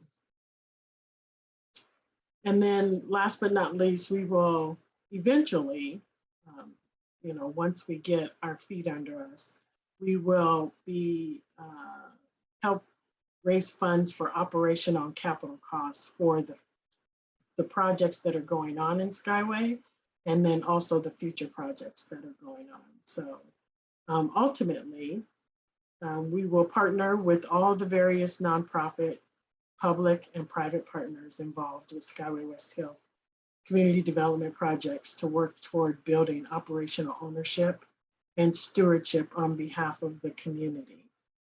So as you can see, a CDA has, has a lot of interaction with not only the community, but then also with the other organizations here on the Hill, with local government agencies. And we will work as your conduit to be all of those things. So I know that, I hope that answered a lot of your questions, but does anyone else have questions just in general about the CDA?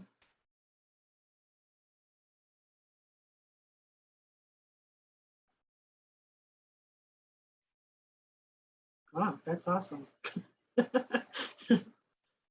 So I think, I hope that that's exciting news to everybody, because we're taking on a big venture here and really coming together to try to grow this neighborhood and grow it in the way that the residents want it to grow. And we are definitely your advocate to do all of those things.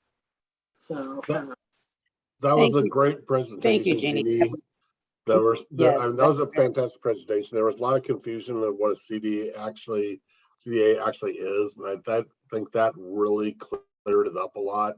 So really, really appreciate the time and effort you put into, putting that together. Thank you, Danielle. Yeah, my hope was, because I know we've gotten a lot of questions just about, okay, there's all this talk about having a CDA, but what exactly does that mean? And why do we need that, right? So, John, I see you have your hand up. Yeah, no question. I just applaud you for doing it. And I think it's a great step forward. And, David Daw was right there at the beginning of the White Center CDA. If there's anything we can do, I know I'm always offering David's help because he's smarter than I am, but anything we can do to be of assistance in this, just let us know. We want to see this get up off the ground and succeed.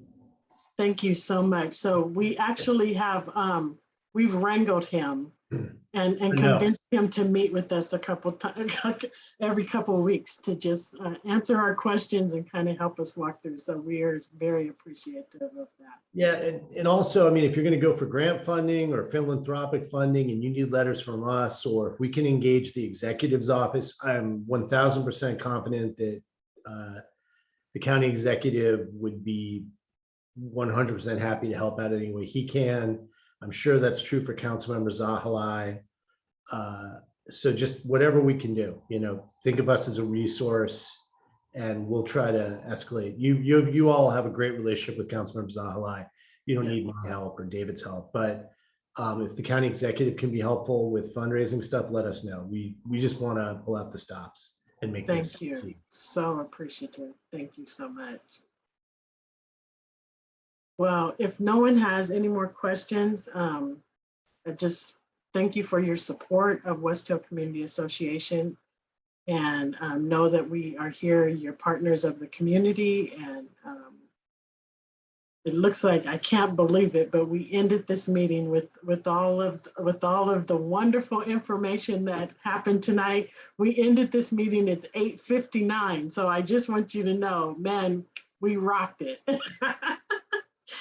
But thank you so much, everyone. I appreciate all your time tonight. I appreciate all your patience and just all your input and everybody's community partnership over the last couple of years here.